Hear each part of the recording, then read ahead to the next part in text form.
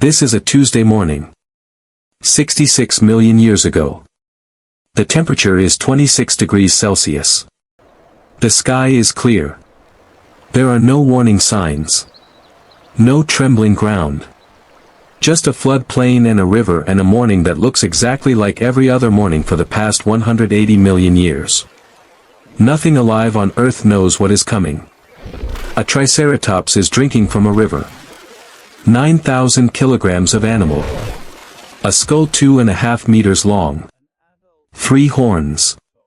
And absolutely no awareness of what is happening 4 billion miles away and closing at 40,000 miles per hour. It lowers its great skull to the water. It drinks. This is the last normal morning in the history of this planet. Somewhere in the asteroid belt between Mars and Jupiter, a rock 10 kilometers across has been orbiting the Sun for 4.5 billion years. Dark. Almost invisible. Ancient. Then a gravitational nudge from Jupiter. A slow drift inward. Across the orbit of Mars. Across the orbit of Earth. It has been traveling for 4 billion miles. It has 11 minutes left. Half a mile to the north of the river, a Tyrannosaurus rex is moving through the tree line. 9,000 kilograms. 12 meters long. A bite force of 12,000 pounds per square inch, the most powerful bite of any land animal that has ever existed. It has been at the top of every food chain for 28 million years. It will not survive the next 200 miles to the west. Quetzalcoatlus, the largest flying animal that has ever existed, rides the thermals above the western interior seaway. A wingspan of 11 meters. A beak 2 meters long. It has no idea what a gravitational perturbation is. It has no idea that the sky it is riding will be unrecognizable by tomorrow morning. Beneath the surface of the western interior seaway, a mosasaur 14 meters long is hunting. The ocean is warm, shallow, full of life. It has been full of life for 180 million years. In the surface water above, tiny particles will begin to fall within the hour, the first physical evidence that the world above the water has already ended. Beneath the roots of ancient ferns, in a burrow 20 centimeters wide, a small warm-blooded mammal is trembling. It is approximately the size of a modern shrew. It has lived alongside the dinosaurs for 100 million years by staying invisible, staying quiet, staying underground. It does not know this survival strategy is about to become the most important biological fact on Earth. The Earth from space, 66 million years ago. The continents in their Cretaceous configuration. North America split by the pale line of the western interior seaway. And approaching from the upper left of the solar system, a dark, irregular, 10-kilometer rock that has been drifting inward for millions of years. 11 minutes from the surface of this planet. Still invisible from below.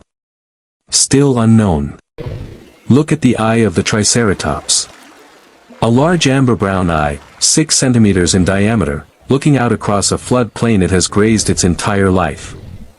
There is nothing in that eye that reads danger. The sky is clear. The river is normal. The morning is ordinary. The eye has 11 minutes left to see the world it was made to see. The asteroid enters the upper atmosphere at 40,000 miles per hour. The 60-mile thickness of the atmosphere, the product of 4 billion years of geological and biological history, is crossed in less than 1 second. The air in front of the asteroid compresses so violently it superheats to 50,000 degrees Fahrenheit. 3 times hotter than the surface of the Sun. The rock vaporizes before it touches the ground. 2,000 miles from the impact, the flash arrives. It travels at the speed of light. The flood plains of Hell Creek, North Dakota, are flooded with white-blue light so intense that every shadow is eliminated simultaneously. The Triceratops lifts its great skull from the water and turns southward. The sound has not arrived yet. There is a moment of impossible brightness and then silence. The Triceratops watches the southern horizon. The eye shows the flash reflected on its cornea as a bright disk. The animal does not run. It does not have a category for what it is seeing. It has never seen anything like this. Nothing alive on Earth has. The eye watches the horizon. The sound is still 2 minutes away. 2 minutes of silence before the world changes. The crater begins to form. It will eventually measure 110 miles wide and 20 miles deep. The rock beneath the impact point does not shatter, it behaves like a liquid. A plume of vaporized rock and debris is blasted upward through the atmosphere and into space at 25,000 miles per hour. In the first second of impact, the energy released equals 10 billion nuclear warheads detonating simultaneously. 13 minutes after impact, the seismic wave reaches North Dakota. It travels through solid rock at 4 miles per second. The ground across the Hell Creek flood plain begins to move in slow massive waves, the flat earth rising and falling like the surface of a disturbed lake. The river beside the Triceratops sloshes backward, exposing the riverbed. Everything on Earth is feeling this simultaneously. At the Tanis site in North Dakota, the seismic wave does something specific. It enters the water of a shallow inland bay and creates a seiche, a standing wave of seismic resonance. The water surges backward exposing the bay floor, then surges violently forward carrying sand, gravel, and fish onto the bank. Hundreds of fish are buried alive in minutes. They will lie in that position for 66 million years. Here is the most important fossil ever discovered. A fish from Tanis, buried on impact Tuesday, preserved in the sediment for 66 million years. In its gills, packed in alongside the sand grains, are tiny glassy spherules of molten rock that rained from the sky within minutes of the impact. This fish breathed the evidence of the asteroid in through its gills in the last minutes of its life. The ejecta plume, billions of tons of vaporized rock blasted into space at the moment of impact, is beginning to fall back. Across the entire planet simultaneously. As each particle re-enters the atmosphere at several miles per second, it superheats the air around it through friction. The sky begins to glow.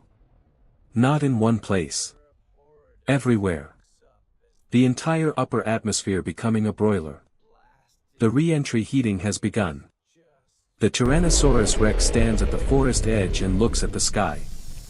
This animal has been at the top of every food chain for 28 million years.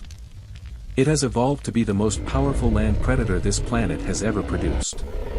And right now, looking at a sky that has turned the wrong color, it has no framework for what it is seeing. None.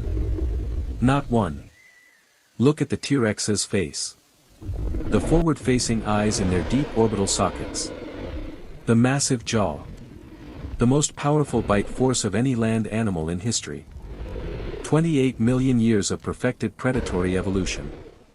And absolutely nothing in those 28 million years prepared this animal for a sky that is glowing from horizon to horizon with re-entry heat. The apex predator is looking at something it cannot fight. Within the first hour after impact, an estimated 70% of all North American forests are burning. Not from a single fire spreading outward, from thousands of simultaneous ignition points lighting up independently across the landscape. Any animal caught in the open is killed not by flame but by radiant heat. The same mechanism as a convection oven. The dinosaurs in open ground die first. The ones near water survive a little longer. Underground, insulated by several feet of earth, the small mammal is still alive. The fur raised. The whiskers flat. The small dark eyes wide. The body showing every physiological sign of extreme stress. But alive. Several feet of earth is enough. Its small body mass means it needs almost nothing to survive. Its flexible diet means almost anything will do. It does not know it is the future. It just stays in its burrow. In the western interior seaway, the mosasaur is watching something new descend through the water column. Tiny spherical particles, impact spherules raining into the ocean from the sky above. The water is changing around the great marine reptile. Absorbing sulfur compounds. Beginning to acidify. The mosasaur cannot see this. The animal only knows the water feels different. The ocean has begun to die. The mosasaur does not know it yet. The tsunami from the Yucatán impact reaches the Gulf Coast within 2 hours. In the Gulf of Mexico, the initial wave is estimated at over a mile in height. It pulls the sea back first, exposing hundreds of meters of sea floor, and then returns as a wall of water carrying sediment and rock. Geologists can still find this layer today. A distinct band of impact debris buried in the Gulf Coast rock record. 2 hours after impact. The fires are fully established across 70% of North American forests. The sky is a solid black ceiling of smoke. The river is dark with ash. And the Triceratops is still there, standing in the shallow water to knee depth. Water absorbs heat. This extraordinary biological machine, 9,000 kilograms, 180 million years of evolutionary refinement, is still alive because it is standing in a river. Still alive. For now. Look at the Triceratops eye again. The same amber-brown eye from the opening of the story. Now reflecting a sky that is orange-black with fire and smoke. And the animal is still drinking. Not because it has assessed the situation. Because its body is telling it to drink and the river is still there. The world has ended and the Triceratops is drinking from a river. Sometimes survival looks exactly like routine. 24 hours after impact. The fires have burned through the available fuel. The flood plain is a flat expanse of ash and charred stumps. The sky is not the active burning glow of yesterday, it is a flat gray-brown ceiling of smoke and particulate matter. No blue anywhere. The light reaching the surface is a dim reddish twilight even at midday. The river is still running. Dark with ash. Cold. In the stratosphere, the real killer is already in place. 100 billion tons of sulfur vaporized at the impact site have combined with water vapor to form a global veil of sulfuric acid aerosols. The veil is almost transparent, but it is spread across the entire planet, and it is extraordinarily efficient at reflecting sunlight. It will reduce the sunlight reaching Earth's surface by more than 80%. For decades. On the second day after impact, the sky has already changed permanently. A flat, featureless gray ceiling from horizon to horizon. No blue. No sun disk. A dim reddish twilight at what should be midday. The ancient ferns at the river's edge, the hardiest land plants on Earth, are still green but beginning to curl. Everything else is dead or dying. The ferns are the only living plants still standing. They will give their name to what comes next. This is the fern spike. The geological record at dozens of sites around the world shows the same pattern, immediately above the impact boundary layer, a period in which the only land plant pollen present in the sediment is fern spores. Ferns are extraordinary survivors, their spores can remain dormant in soil for years. When every other plant dies, the ferns grow back first. A ghostly green carpet across a gray, ash-covered world. In the ocean, the crisis is different but equally total. The surface water is acidifying as sulfur compounds dissolve from the atmosphere above. The tiny foraminifera, the microscopic shell-bearing organisms that form the base of the entire ocean food web, are dying as the pH drops, their shells dissolving before they reach the ocean floor. When the foraminifera die, everything that depends on them begins to starve. The entire ocean food chain is collapsing from the bottom up. 2 years after impact. The global average temperature has dropped 26 degrees Celsius from its pre-impact baseline. In the interior of continents, it has dropped further, by as much as 36 degrees. Water that was liquid is now ice. Soil that was warm is now frozen solid. The Hell Creek flood plain, a tropical ecosystem on impact Tuesday, now shows frost on the fern fronds. Frost. In what was the tropics? For the first time in this location's history. The Triceratops is still at the river. 2 years later. Still alive, against every expectation. But look at the body now, the enormous body mass reduced, the gauntness around the great skull visible. A Triceratops needs several hundred pounds of vegetation every single day to sustain a 9,000-kilogram body. The vegetation is dying under a sky that blocks 80% of the sunlight. The food is disappearing. Slowly, irreversibly, the largest animals feel it first. Look at the Triceratops I won last time. The same eye. Still amber brown. Still open. But sunken now, the tissue reduced from 2 years of nutritional deficit. This eye opened on a clear Tuesday morning and watched the most normal day imaginable. It turned southward when the flash came. It watched the sky fill with light and smoke and darkness. And now, 2 years later, it is watching a world that no longer has enough food to sustain the body it belongs to. The small mammal in the burrow is moving. 2 years have passed. This animal is alive. Warm-blooded, flexible diet, small body mass, the ability to survive on seeds and insects and roots when everything else is gone. Its burrow insulated it from the radiant heat. Its fast breeding rate means each generation can adapt quickly. It is moving toward the burrow entrance now. The world above is cold and gray. And it belongs to this animal. The small mammal emerges. Dark brown fur in the dim reddish light of the post-impact world. Small dark eyes blinking at a sky that has no sun disk. A landscape of ash and fern and charred stumps. The mammal's whiskers reading the cold air. No Triceratops. No T-Rex. No pterosaur above. The predators that defined this world for 180 million years are gone or dying. This animal, roughly the size of a shrew, is looking at its inheritance. 300,000 years after impact, the sky is blue again. Not metaphorically. Actually blue. The sulfur aerosols have finally settled out of the stratosphere. The soot has been washed from the air. The sun is shining on a world that looks almost nothing like the one that existed before Impact Tuesday. No ice caps survived the Cretaceous, they returned when the climate cooled. Flowering plants are diversifying explosively into every ecological niche the dinosaurs left empty. The world is rebuilding. The KPG boundary layer. A thin band of dark reddish clay, 1 to 3 centimeters thick, found in sediment on every single continent on the planet. Between a lower rock layer containing Cretaceous fossils and an upper layer containing none.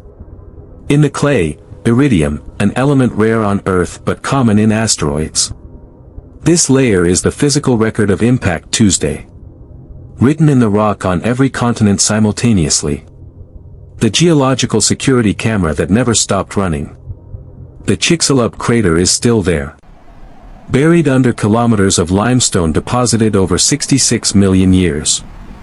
Visible from above as a subtle circular pattern in the Yucatán landscape, the cenotes, the sinkholes that follow the crater's ring structure, marking its diameter. 180 kilometers across. Silent for 66 million years.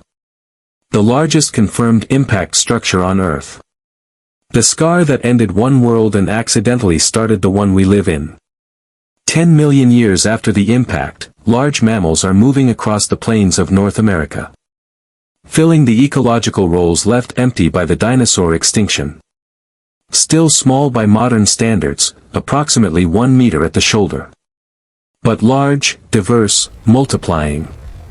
The descendants of the small mammal in the burrow are expanding into every available niche. With a speed that the fossil record describes as almost explosive. Every major lineage of modern mammals will appear within the next 60 million years. 50 million years after the impact, in the tropical forests of what will become Africa, small primates are moving through the canopy. Large forward-facing eyes for depth perception. Opposable thumbs for gripping. Three-dimensional vision for navigating the canopy. These animals are the descendants of the mammal that trembled in the burrow on Impact Tuesday. They are moving through the trees of a world that exists only because that mammal survived. The chain from burrow to primate is unbroken. In 2022, NASA's DART spacecraft deliberately slammed into an asteroid called Dimorphos at 14,000 miles per hour and successfully changed its orbit. It was the first time in history that a civilization on Earth had demonstrated the ability to deflect a space rock. The Triceratops had no such option. It had no warning. No technology. No awareness. We have all three. The question is whether we will use them in time. The dinosaurs had 180 million years to develop planetary defense. They did not. Not because they were unintelligent by their own standards, but because intelligence alone is not sufficient. You also need the specific kind of intelligence that looks at the sky and asks not just what is up there but what comes from up there and what we would do about it. That question requires a specific kind of mind. The kind that emerged from a burrow on Impact Tuesday. Robert De Palma and his team began excavating the Tanis fossil site in 2019. An adult paleontologist in a canvas hat, crouching at a sediment face in the North Dakota Badlands with a small brush and a dental pick. Removing 66 million years of rock from around a fish that died in the first minutes of Impact Tuesday. The most important fossil site ever discovered. The geological record of the worst day in the history of vertebrate life on Earth. The impact spherules in the fish's gills at Tanis. Tiny glassy beads, each approximately 1 millimeter in diameter, perfectly round, pale amber gold, the solidified droplets of molten rock that rained from the sky within minutes of the asteroid strike. These spherules entered the fish's gills while the fish was still alive and breathing. Still filtering water. Still swimming. The fish died with the physical evidence of the impact inside its body. 66 million years later, a human being finds it. The paleontologist's face in the moment of understanding what the Tanis fossil represents. A creature that died on the worst day in the history of vertebrate life. Whose death is now being reconstructed, minute by minute, with extraordinary precision, by the descendants of the small mammals that survived in burrows on the same day. This is what the fossil record is. Not just the dead.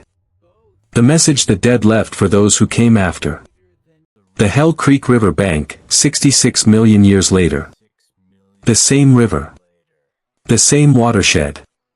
The same morning light on the water surface. And nothing at the water's edge that resembles a triceratops. No large prints in the bank mud. No great horned skull lowered to the surface. The river is still here. The animal that drank from it on Impact Tuesday is not. The absence is the most eloquent thing in the landscape. The Badlands of North Dakota today. The sediment layers exposed in eroded cliff faces, the gray and brown banding of Cretaceous and Paleocene rock. And in one thin dark band, the KPG boundary clay. 1 to 3 centimeters thick. Containing the iridium from the asteroid. The physical record of Impact Tuesday deposited in the rock and left there for 66 million years. The story, readable in the layers, by the descendants of the survivors. This is where we come from. Right now, NASA's Planetary Defense Coordination Office is tracking more than 2,000 near-Earth objects classified as potentially hazardous. Rocks large enough to cause regional or global catastrophe. None are on a confirmed collision course. Currently, the solar system is a dynamic place. The gravitational interactions that sent the Chicxulub impactor on its path 66 million years ago are still operating today. The question is not whether another large asteroid will eventually cross paths with Earth. The question is whether we will see it coming. Return to the opening. The Triceratops at the river. The clear Tuesday morning. The normal sky. The sound of an animal drinking. But now you know. The rock is 11 minutes away. The flash is coming. The ground will move. The sky will glow. The fires will start. The darkness will fall. And 2 years from now, this river will still be here, running dark and cold through a world of ash and ferns, and the Triceratops will not be standing beside it. The river never needed the Triceratops. The Triceratops needed the world. And the world was 11 minutes from ending. The impact spherules and the gill rakers of the Tanis fish. 66 million years old. Still here. Still amber gold. Still perfectly round. This fish died breathing the physical evidence of the asteroid that ended the world. And 66 million years later, the descendants of the small mammals who survived in burrows on the same day found it. Read it. Understood it. The asteroid did not have the last word. Life did. It always does. And the proof is in the gills of a fish that died on the worst Tuesday in the history of this planet.